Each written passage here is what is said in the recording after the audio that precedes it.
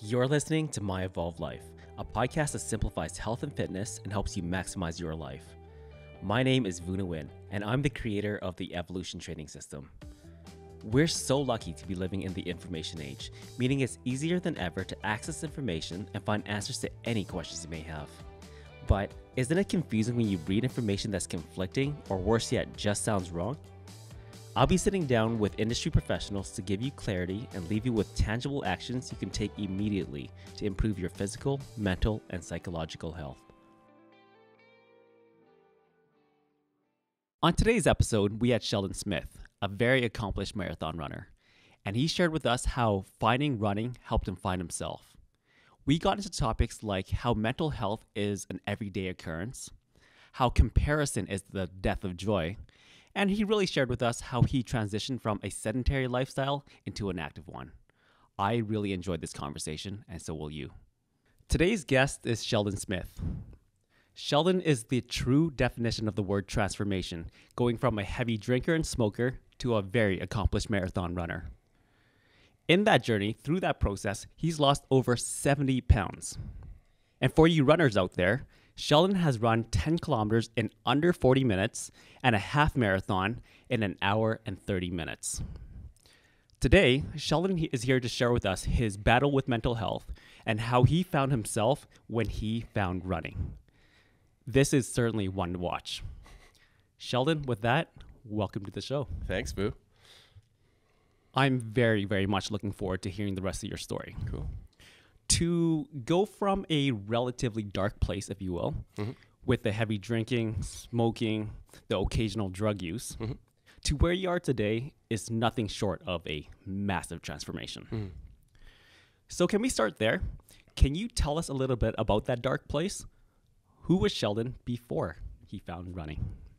Well, I guess before I found running, I had an office desk job downtown, and it came to a point where I was leading a sedentary lifestyle. I wouldn't, I would walk up a flight of stairs and I was tired. I had poor diet, poor lifestyle. I would just go to work, come home, sit on the couch, watch TV all night, go to bed, wake up and do the same thing with no energy. And I was 27 years old. It's like I'm in my 20s. I shouldn't be exhausted. I shouldn't be tired. I should have energy. And I started I was weak. I had I was tired all the time. I was obese. I could feel it. And I almost had no desire to make a change in my life. And then I don't even remember the actual day or moment that kind of registered in my mind that I should make this change. But I just started looking out. I started researching, people to kind of meet up and talk to or something like that within the city, if they were whether they were nutritionists, whether they were coaches or anything like this. And I found a guy online. His name is Eric. And I met up with him. I think it was I want to say late summer of 2015. And he kind of did a body scan of me. He asked me what I eat in a day. He measured my weight. He measured my BMI, all that. And he showed me my metabolic age. And I think it was in the 40s. Wow. And I think it was that terrified me, that I was holy cow, I'm 27 years old, but my body feels like it's 40. And I think now, the last time I had my metabolic age was early 20s, and I'm 33. So he just kind of do a 180 on it, right? Yeah. And it was from that moment, he kind of taught me about what foods to eat, when to eat, using food as fuel, working out, getting daily, or trying to get daily exercise, or just little movements every day. And then I kind of stopped over the fall, just because the fall and winter kind of came. And then in spring 2016, I was wanting to look for because I was running Memorial Stairs all the time, and I was starting to feel a lot more fit. So then I wanted to just like run a race. I just wanted to try like a 10K, like thinking like 10Ks were going to be like my peak. I was like, I'll just be like a 10K runner. So like I did the 10K and like, on like the website, it's like, like asking you like your estimated time. Cause I didn't run with a watch. I didn't run on like paces. I would just like, cause I was running from work, cause I would take like an hour every day at lunchtime and go run. And I didn't even know how far I was running every day. I would just basically run from like my office in West End to downtown to basically like Inglewood, and then kind of like come back. That's not short. Yeah. And Yeah. but I had no idea how far that was, cause I didn't run with a watch. I had no idea how fast I was running or anything like that. So on the website, I put like 65 minutes thinking like it was going to take me like well over an hour. And on race morning, like I remember being like so jittery and anxious on the drive out to Banff, and then like I ran it 49 minutes, and like I crossed the finish line, and I almost had like more energy to keep going. I like saw the half marathon people going. I was like, oh, I wish I could like go join them. Yeah. So it was kind of like from that moment where I kind of thought, oh, like maybe like I can like see this through and keep following along this running path and then and journey. And I just kind of like kept with it. And it was basically on like in New Year's 2017, I was just kind of like sitting in my apartment watching a hockey game, and I was like, oh, I feel like I'll try and like run Calgary Marathon this year. Like it never registered to me like maybe you should run a half marathon first. Maybe you should like get like a big training plan. So I'm on Calgary Marathon's website, and I see the pricing for the marathon in the 50K, and I was like, oh well, they're pretty similar. I'll just sign up for the 50K, not knowing really anything. So I just like signed up for it, and then it was kind of like the next day I was like, I just signed up for 50K. Jeez. So yeah, like I trained all winter, like training in the middle of dark nights. Like it was freezing cold. You would get up in the morning, you go run after work and all these things. Like it was, so then and then from there I just kind of kept with it, and always looking for another race to go do, always looking for another run. So That's crazy. So I'm going to start with talking about your metabolic age. Mm-hmm. So just to do some quick math there, in real time, you aged about 6 years. So from the time you first got tested to 33. You aged in real time 6 years, but on your metabolic age, you actually decreased by 20. Yeah. That if that's not proof in itself that physical activity can improve your health. Yeah. Like what else is there? Yeah, right? I had no idea, and since then, like it's like, even like this past week, like I've kind of been down with like a bit of a cold, but like, I've tried to like move my body every day, and it's something that it's like, I don't have like mantras that I say to myself every day or anything like that, but it's something that I try to do every day, regardless of the weather, regardless of what's going on in my day. Even if I can't run, then it's a walk. If I can't go for a walk or get outside, then I try to like work out at home. I just try to like make sure that I move my body every single day, because I firmly believe that like we were meant to move every single day. Yeah. And I feel like, yeah, it's just, yeah. So you could have undertaken strength training. You could have went to the gym. You could have cycled. You could have done yoga. Why running? I felt that like I was good at it. It helps being tall and long legs. I guess they help with the stride. But I think a lot of it is the fresh air and just being outside, feeling, being able to kind of like share my space with nature, seeing other people on the pathways. I also like the challenges of trying to go from different runs too, whether it's a Saturday long run where I run for 3-4 hours, whether it's I'm doing intervals on a, cold night and I'm, running as fast as I can, wanting to hurl at the end of every interval, whether it's doing a recovery run that tests my patience just as much as other ones because I'm not used to running at a different pace, or whether it's trying to, hit like a weekly mileage total, or, see if I can finish my run a little faster or something. I just like the challenge that it presents to myself on a daily, weekly, monthly, yearly basis, whether it's trying to, my goal for this year in running is to hit, 4,000 kilometers, if not more. Cause like, I think in 2017 it was in 2,000 some meters, and then kilometers. And I was like, oh, this year I wanted to run 2019 miles in 2019. So I hit that in like November. So then I ended up the year at 3,500K, and like, wow. I mean, like relative, like it was a good year. And like, I know people that run a lot more, and like, it's incredible how much people can run. I mean, it's just, it's just, yeah, like I just find like inspiration from people. I find inspiration from myself. And yeah, I like the challenge that it gives me and makes me feel good. And it kind of like, I know that people always talk about like the endorphins you get from running and stuff. And I mean, I feel that they're true, but I also just feel like it's nice to just like be outside and, you know, get fresh air. And I find that it really helps me on a day-to-day basis. Let's go back to your mid-20s. You're working at an office, a desk, basically. You're sedentary. You're not very physically active. You're smoking. You're drinking. I know a lot of people, this is not exclusive to you. You know, this is something that a lot of people go through. Yeah. They suffer with, if you will. Yeah. But at the same time, it's very, very easy to stay stagnant because, well, I'm not currently active. It's going to take a lot of work to make a lifestyle change. It is. It's very, very easy to stand still.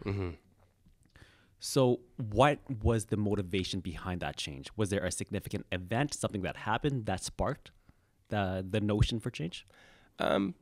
Well, when I was younger, like it's funny because I had the time of my life where I ate poorly and I was sedentary and I drank heavily and smoked and did drugs. But growing up, like I played hockey all fall and winter, and then I golfed all summer. And my folks would drop me off at the golf course with $20, and there was your food for the day, and I would just play golf all day long in the summertime, and I would walk all 9 holes, and then you would play again, and you play again, and then in the summer, and then, you know, you're playing hockey, and I was practicing 2-3 times a week, and you play a couple games on the weekend. So I was pretty active growing up.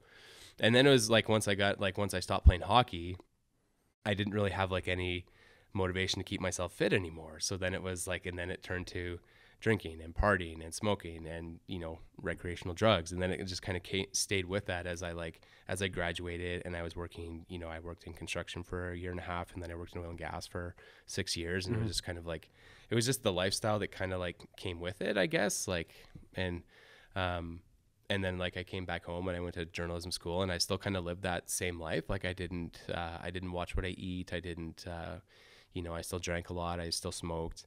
And then, yeah, like I mentioned earlier, I can't really remember like the moment that kind of like made me want to change. I just knew that I needed to, because I felt like if I keep along this path, by the time I'm the age I am now, like who knows how much I'll weigh, who knows like how bad I'll be. Like I had no idea. So, you know, but also like it was a bad path to be heading down. So I knew that I needed to make a change. I can deduce from what you've told me, how much would you say the community around you, the people around you, influence your lifestyle? Quite a bit. For the first, I want to say yearish of running, I pretty much ran by myself. And even to this day, I would say 85% of my runs are by myself. But when I used to live in Lower Mount Royal, and I was just like scoring, like a friend had told me about YYC Run Crew, and like they were on 4th Street down there in Mission, and I was like, oh, well, I'm like a kilometer away, and it was at 6 o'clock, and I worked until 4:30. It was perfect. So I would walk down there on every Tuesday. Went down there, I think first time was in September 2016. So I've been there for like more than 3 years now. I've only missed like 2 or 3 Tuesdays in that time. And it was she's part of the Lulu community too. Her name is Amy Coppins, and this is like the first time, one of the first times I was running with Run Crew, and I told her that I had run a 10K over the summer, and I was so proud of myself. And I was like, well, maybe I would want to try like another one, but I was really nervous about it. And she's like, if you can run 10K, you can run a marathon. And it was kind of like when she gave me that mentality and that like kind of like those words, it kind of like stuck with me, that it's like, yeah, like, you know, you can do this if you really truly believe in yourself, that you can. And so like from then, like the community has just been incredible, from the friends that I've made from Run Crew, from November Project when it was here, to, you know, YYC Fit Fam, to the people that I've met from Run Crew, the friendships that I've made. Like, you know, I've made friends that, you know, they're incredible friends to this day. They're friends that I can trust in. They're friends that I can confide things in. They're friends that I know if I want to go do something that isn't running, you can do that. And it's a pretty cool and powerful community to be a part of, because they're inspiring people, they're motivating people, and they're also welcoming, and they make you feel like you can be who you are. It makes sense. Mm-hmm. So, physical aside, needless to say, you've accomplished a lot in that regard. You've lost the 70 pounds. You've run marathons. You've run ultras. Let's look at the mental side, if you don't mind. Sheldon at 27, Sheldon at 33. What would be the biggest difference that you see or that you feel in terms of your mental health? Well, it's like when I was younger, I had mental health struggles. Like I think I feel like a lot of people when they're growing up, going through school, going through changing bodies, going through, different people in your life. Like I feel like a lot of people have different struggles no matter what. And like a lot of like my early 20s and things, I never really paid much attention to it, just because I worked so much, and it was just kind of something that I feel like fell by the wayside. And then as I was like, from the person I was like a handful of years ago to today, like I've gone through things. I've gone through like a really hard breakup. I moved apartments. I kind of like I've lived like dark, and I'm just like, I think like the things that I've kind of like learned are just to try to like, if I can just like do something a little bit every single day that like makes you feel good, or and like, because like I firmly believe that like self-care is something that you should practice every single day. It doesn't like whatever you get joy out of, then you should do that. And it's just like because I've been in spots where like I've been suicidal, and like I've been really like terrified for my life, like where I've been to the point where like I had to call a helpline, and like I got kind of like talked through things. And from like those, it was kind of like after those moments where you started taking like you started paying more attention to yourself. Sure. and just kind of doing things that you can control, like keeping hydrated, trying to get like sleep, trying to get some fresh air every single day, like even if it's 5-10 minutes, just go for like a little walk or something like that, or because I know it's hard, and not everybody has that ability, and not everybody can just do that, and that's hard, right? And so it's also like you have to kind of do what works for you. Right. So I've kind of alluded to this earlier. Mental health, it is something that is, for better or worse, it is top of mind nowadays. It's something that we're talking about a lot.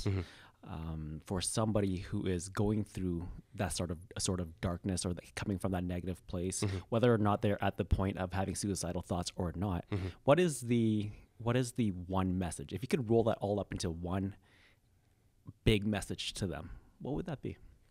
Mental health is every day. It's not like I know that there's like Bell Let's Talk Day and all these things, but like it was a message that my friend Mike said to me, and like he said that like mental health is every day. It's not just a one day a year thing that a bunch of money goes to. It's not, it's every single day. And that's something that's always stuck with me, that it's like, no matter where you are in your day, you just kind of take small reflections of yourself, deep breaths, things like that. Like it's every single day. And yeah. Is there something that I can do from the outside looking in? And when I say I mean the general population. From the outside looking in, how can we make it more apparent that mental health is every day? What can we do more to bring it to light? It's a tough question, because I find that a lot of people, they struggle to open up, they struggle to talk, and that's just who those people are. Like that's who they are.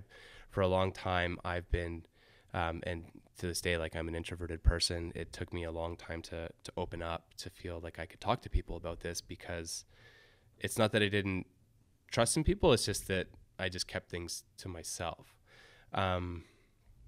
So I think like the things you can do are just like, reaching out to people, always asking how they are, offering that you're there to talk if they want, and you're always there to listen, and that, you're just there for them, whether you're asking them for a coffee, whether you're asking them if they want to just go for like a little walk, or if that maybe they exercise, maybe if you ask them if they want to go to the gym, if they want to go for a bike ride, or if they want to go for a run or something like that. You just kind of check in with people, and yeah. That is all assuming that there is a problem. Yeah, that's the hard part. So are there, and feel free to tell me you don't know the answer to this, but would you say that there are some obvious indicators, like telltale signs? It's hard. Like it is a hard question to answer, because I feel like some people will be pretty reserved about it, but like there are some signs that you can see, like body languages, or maybe it's how somebody is walking. Maybe it's how somebody is portraying themselves on social media. Like if you can kind of see it within the words they're using or something, or maybe what they're sharing or things. But yeah, it is hard to spot in people, especially if you're not around them all the time, to kind of like pick up maybe on who they are. Yeah, it can be hard to spot that out. Yeah. Would you say that, just based on your own experience and the community around you, would you say that exercise or just movement in general is a prescription for, I don't want to call it depression, let's just say sadness? Does it make you feel better? It makes me feel better. As I mentioned earlier, like I don't think it may not be for everyone.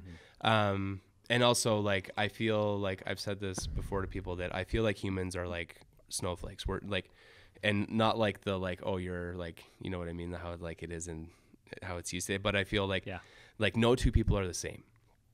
What affects me may not affect you, and what works for me may not work for you.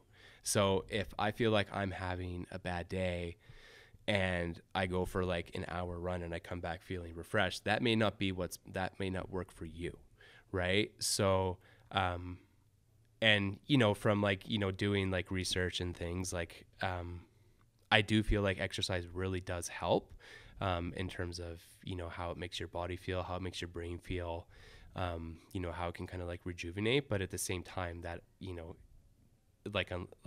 I wouldn't call it a prescription, right? Because like I think that there are also like things that have to be discussed with like who you're seeing and talking to as well, to see what they recommend. Right. Yeah. And not necessarily a prescription, but just a method, just something that an outlet, so to speak. Yeah. And like, I know for me, like when I almost feel best about myself is when I get out to like go like a trail run, because like I find that like we're incredibly privileged as Calgarians to live so close to the mountains, and to be able to go, like I feel that like it's a true wonder that we live an hour from these big tall rocks that you can just kind of like go in, and you just like you take like deep breaths, and like you just kind of like feel like the mountain air, and it kind of like gets through, and it's almost invigorating, and it's pretty cool to just like go out there. And I feel that like that's kind of where I feel like most like reset when I come back is when I go for like a trail run or something like that, or even just like a hike or something like that, or even if I just get out of the city and go to Bright Creek or go to Banff or Canmore or something like that, it's nice to just like come back as like a reset. No, that's fair. We are very, very privileged to the extent that we actually take advantage of that. Not too many of us do. Let's just put it out there. Yeah. So I'm curious. It does sound, I mean, even though it was very progressive for you, it does sound like you are a natural runner, so to speak. Maybe not the ultras, maybe not the marathons, but 10Ks and stuff like that, you were able to pick up and just do it at will. What if a person wanted to get into running and they do have a little bit of self-limiting beliefs? What would you encourage them to do? What are your tips towards becoming a competent runner? And competent, I do know it depends on the person. Yeah. But I would say that like consistency is really key. In not running, like you don't have to run, because like I run 6 days a week. You don't have to run 6 days a week. I will not be doing that. Yeah. But like if 2 to 4 times a week, like if you start at like a a couple kilometers, and you just kind of like keep yourself building up like on a week to week basis. You don't have to try and run like if a 10K is a daunting number, and it is, like it's an accomplishment to run a 10 kilometer. Mm-hmm. So if you start out running a couple kilometers, here and there, and then you build up these bases, and you build up that your body starts to be like, oh, I can run these distances, and you just keep with it, then your body adapts. And I think that's what's so cool about our bodies is that they do adapt, right? Like my body adapted to eating horribly and smoking and drinking for years, and then my body adapted now to the point where like I only drink a couple times a year, obviously don't smoke anymore, and like my body's adapted to like the clean lifestyle that I live now, whether it's drinking a whole lot of water a day, and my body tells me that I need to do that on a day-to-day basis. So our bodies adapt, and then your bodies tell our brains what we want. So even though you are a natural runner, there must come a certain point where it becomes a little bit unnatural, outside of your comfort zone. Yeah. What does that look like for you? Is there a certain mark where you feel like you've hit a brink and it becomes all mental from there? Yeah, I think like when I ran Calgary 50, like having to like loop Kensington to near Edworthy Park twice, like that was like a tough mental battle. And you find a lot about yourself, like who you are and what you can like find within yourself to keep yourself like putting one foot in front of the other. Because like as I've run like like over like even this year, like I did a couple 50 miles, and I tried to run Sinister 7, and my body just kind of quit on me. But like when I ran Iron Legs in August, and it was I think it ended up being about 85K, and we started at like Station Flats, and you kind of like run around, you do like the big loop, and you get down into Powder Face parking lot, and you've run 30 miles at this point, and then you have to run up Prairie Mountain, and then you got to come back down, and then you got to go up like Moose Packers Road, and it was so tough to find the like inner drive to go up Prairie Mountain and then back down. But at the same time, like it was something that like I wanted, and I knew that like even if I was sore and I was tired, and you've been in the heat all day, like we started running, and it was snow and this was August, and we got up to the summit of Powder Face, and there was snow. Like in August, I was not expecting snow, but it's also like you're in the mountains, so I guess you also can never really know what you're going to get. And so to go from like so many like conditions, like we basically got 4 conditions in one day. Right. And, it was just like, it was an opportunity to find out like a lot about myself, and to the opportunity to kind of like dig deep within myself. Because like at Sinister, I didn't have that opportunity to keep going. And I knew that like this was my last race of the year, and I wasn't taking no for an answer. Like I wasn't like, if I was just going to like have to like barrel roll down the hill, I was going to do it. Yeah. So I told myself I was going to keep pushing, I was going to keep moving. And, like I found that within my mind and within my body, to just keep pushing one foot in front of the other, even if you had to take long walk breaks, even if your pace had to slow, to like a snail's crawl, you just kept putting one foot in front of the other. And that was just what I told myself, like just one foot in front of the other, like even if you're tired, even if you're slow, just one foot. So how much would you attribute your success to preparation? So, I mean, now that you have marathons under your belt, you've done ultras, what is your approach? Like, what does preparation look like for you? Preparation for me is making sure that I eat as clean as I can on a day-to-day basis, as well as on race day. Making sure that I'm incredibly hydrated, making sure that my gear is in good as condition as can be, making sure I have enough, dry clothes for aid stations, and making sure that, I've got like a fully charged watch, making sure that I've got enough like nutrition in my pack and things like that, to make sure that your body can do what it needs to do. Like at Sinister, like I feel like I was like unprepared, because it was like I had never like I had run a race before that, but I had never kind of felt like I took on something of that magnitude to try and run 100 miles. It was like terrifying, but it was also exciting. Yeah. And it was just like, it was a weird day where it was like, it was really cool in the morning, and then on the third leg it was incredibly hot, and my body just like shut down. and like my legs froze for 2 hours and I couldn't move my legs.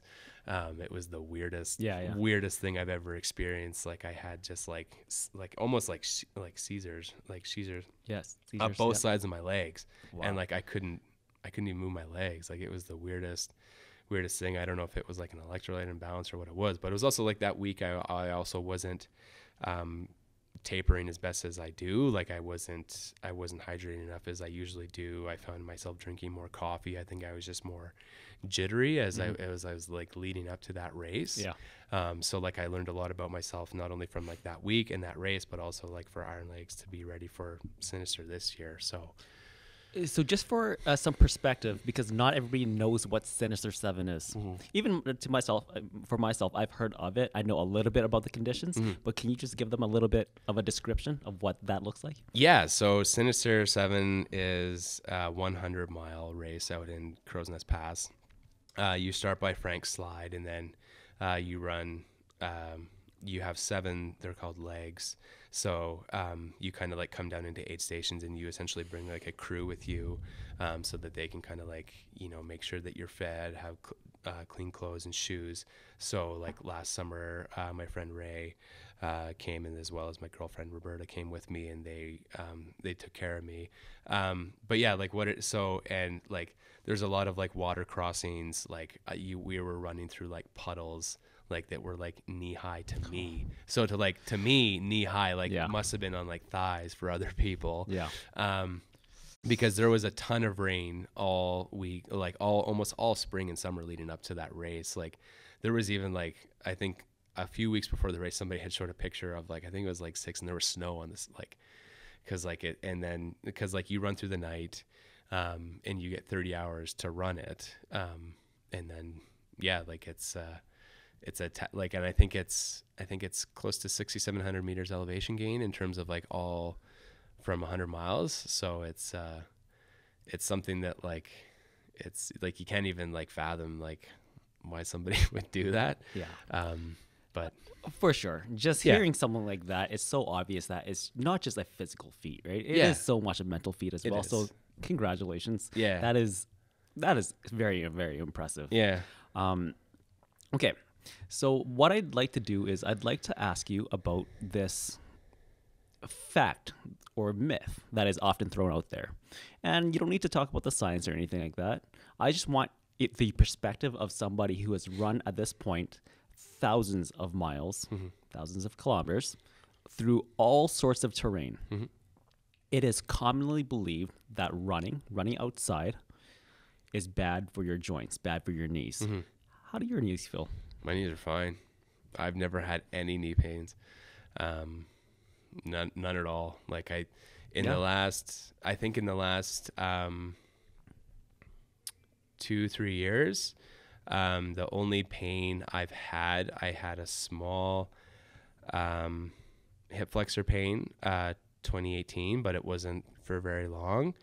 And then I had like my IT band here after I ran Calgary, but other than that, like my knee pain, or like I don't get knee pain. I don't subscribe to that, that it's bad for your knees. And like maybe like I know I run lots, but I also like I eat, like I am a plant-based runner, so I find that like the nutrients that I fuel my body with on a day-to-day basis really help, because and I mean, like I eat a ton, like I'm 4,000 calories a day essentially to like keep up with like how much I'm running. If I'm running 15-20K a day when I'm in peak training, then you need that much food just to sustain yourself, let alone, like it's just tough to like sustain that much. Right. And then like I cross train a lot, like whether that's cycling, yoga, swimming. I try to strength train in my apartment a couple times a week too. Body weight exercises, walking. I find walking is really good too, just as a way to kind of like help your body recover. Sleeping, 7 to 9 hours a day. Water, 6 liters a day. Like all these things, like they're all your allies in helping your body recover. That like, and like, especially as like when you're trail running, like the majority of your trail running is climbing. Like you're you're on an incline and your knees are bent, and my knees still, like, they don't hurt. So you would say it's a myth. I think it's a myth. Yeah. I've never, like, I mean, if somebody who has run thousands of kilometers Yeah. has yet to experience the knee pain, Yeah. then I would like to chalk it up to a myth. Yeah. Of course, I'm sure there's science about it, both to and for and against. Yeah.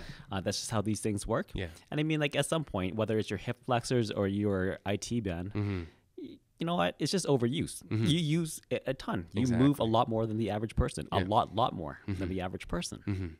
Okay. So I do want to touch on the mental health one final time. Yeah. Even though you've overcome your struggles, you've undergone this transformation, do you ever feel yourself slipping back in? I mean, it can happen. And what do you do to stay ahead of that?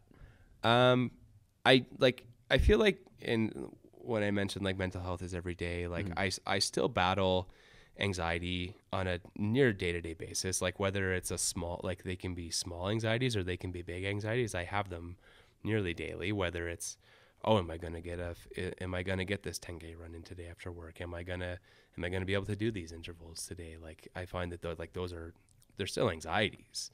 And you still do feel like even like in 2019, like after I DNF'd Sinister, like I dealt with like a pretty hard, like it was like a running depression for like a couple weeks. Like, I wasn't motivated. I was just kind of like down on myself that like this happened.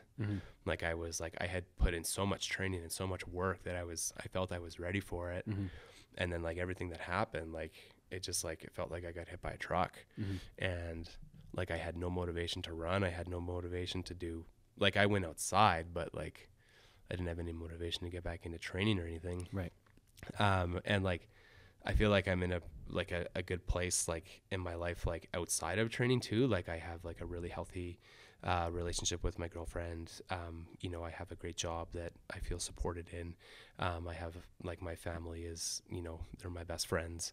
I have like a really good, like, community around, whether it's from run crew or close friends. Like, I feel like I do have a lot of like outlets and avenues, that I can explore, if I need to touch into them, and like, when you take on to train for something like that, like, there's bound to be anxieties, there's bound to be changing emotions, changing, feelings on a day-to-day, week-to-week basis. And, I just try to, again, it's the same thing as I mentioned earlier, as long as I can keep like the things that, that I can control, like hydration, trying to move something every single day, getting as good a sleep as I can, trying to eat as healthy as I can too. 'Cause I find that like the food we eat is like, it's really important. Like, 'cause like, I find that like, the more nutrients you can get in your body, it makes you feel better rather than if you're just eating food out of a box. That's kind of how I believe too. So I find that like I think the quote is like, let food be thy medicine, let medicine be thy food. And that's how I like, that's how I try to believe a lot of how I can help recover myself and keep myself like, I'm like craving to eat this. And then that helps you feel good too. Right. 'Cause like, food helps us, like, makes us feel good. So yeah, I think that's a big part of it too, is nutrition as well. So I'm reading and I'm hearing from you that you really do have it dialed in now. Like, you understand what your body needs, what your mind needs. You can kind of feel when the anxiety is coming, and therefore you can kind of get ahead of it. You can't get away from it. It'll still be there, but you know how to treat it when and if it comes.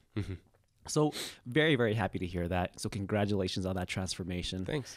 Okay, so 10Ks, half marathons, ultras, Sinister 7. Yeah. You've done it all. What is next? Yeah, well, I got to finish Sinister this year. Okay. And if I don't, then I got to keep going back until I do. There's also the Sinister Triple, which I would like to try and do 1 year. So what it is, it starts with Sinister 7, and then there is Canadian Death Race up in, I think it's Grand Cache, and then there's that sounds terrible, by the way. Yeah, Canadian Death Race. Yeah, count me out. It's I think it's 125, I think is what it is, and then there's Black Spur, and I think it's in I feel like it's in Kimberley and it's 108. So like the races get gradually slower, or not slower, less Longer. like shorter in distance. Oh, shorter in distance. Okay. But like to do, cause like I feel like it starts in July and it ends in like mid-August. So like to do like 3 like that in like 6 weeks is pretty tough. So I feel like I'd like to try that. Wow. Maybe like, I don't know if I would ever try for like a longer distance than 100 miles. I don't really think I would. But I would like to try and, maybe get it, like maybe try and do a triathlon when I'm a bit older or something like that. I guess just try to like, see if I can like set like, see if I can set faster benchmarks for myself. I'm not really like a competitive person by nature with like other people. I'm more competitive with myself. I also don't really like compare myself to others because I find that may not be the healthiest, right? Right. I kind of feel like comparison is like a thief of joy almost. Like if you're just like comparing yourself to somebody else, then you're like, it's not that it can't keep you motivated, but maybe it's not completely attainable. But I find that if I can like keep myself like within myself, like, when I ran my first 10K to like the 10K where I ran 39 minutes, like I didn't think that was possible. And then I did it. So like now like how fast can I run a 10K? Like how fast can I run like a half marathon? And like I'm running Calgary this year because I've only run one road marathon before. So I want to try and see if I can improve on that time. And I just like, I'm competitive with myself. So I just want to try and keep improving myself and getting faster if I can. It's like, I'm a bigger guy, so it's tough to move my body that fast for that long. So that's kind of why I do the ultras, because I can just kind of go at a slogging pace. So I really love that you went there. That's such a powerful message. We are in a habitual state of comparing ourselves with others. Yeah. And it is such a debilitating thing to do. I'm a firm believer that you should look to others for inspiration, motivation, but you can't use them as your measure of success. Yeah. So that's great. Yeah. Now, I'm going to put you on the spot.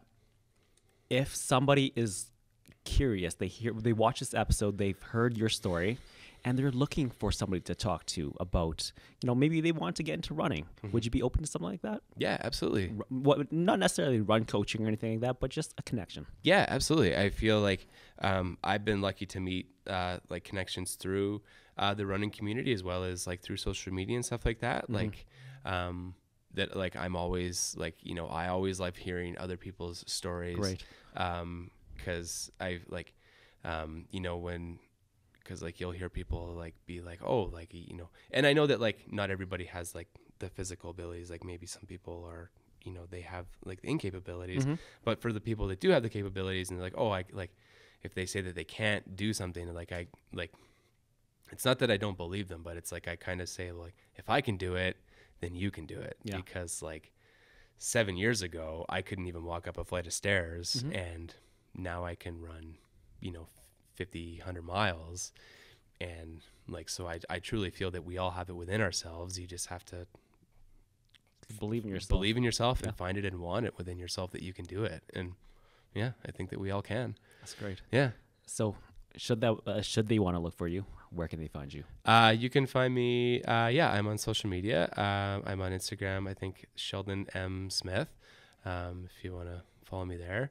I'm also, I'm on Facebook as well. And I'm also on Twitter too. So if you ever wanted to, we'll make sure to provide your information. Yeah, absolutely. So yeah, I'm like, I try to kind of be as like, I find inspiration in people, and people say that they find inspiration in me, which I'm like, I never really thought people would find inspiration in me. Like, I'm just a guy that goes out and runs and, hangs out with my cat and, whatever. But I mean, if you find inspiration, you find inspiration, and that's what we're all here for. So, yeah. If it means anything, you're inspiring. Thanks, man. I really do genuinely believe that. Oh, thanks, man. Yeah, it's nice. So if a person is living an evolved life, what does that look like to Sheldon? Well, I think all humans evolve. I think that like, I evolved from, an overweight person to who I am now. I think that like people, I think everybody evolves in some way. And I think that that's great. I think that that's kind of like, that's what humans were meant to do. We've been doing it for millions of years, and we're going to keep doing it for millions of years. And I think that's pretty cool. So yeah, I think that humanity is okay. Yeah. That's great. Yeah. Well, thank you so much for sharing your story. Yeah, man. Thanks for having me here. It is. As much as you don't think it is very inspirational. Yeah. To go from where you were to where you are today. Mm-hmm. It's not a small transformation. It is a very, very large one. Mm-hmm. And it seems that you're going to continue to inspire others. So keep it up. Yeah, I try. Yeah, thank you. Thanks for being on the show. Thank you. Hey guys, thanks for watching. If you enjoyed this video, I'd recommend that you subscribe to our channel at Evolution VN, and you could do so below. Each week, we'll be releasing a new information-packed interview which will simplify your health and fitness and help you maximize your life. So, subscribe below to be notified whenever a new video is released. Until then, live an evolved life.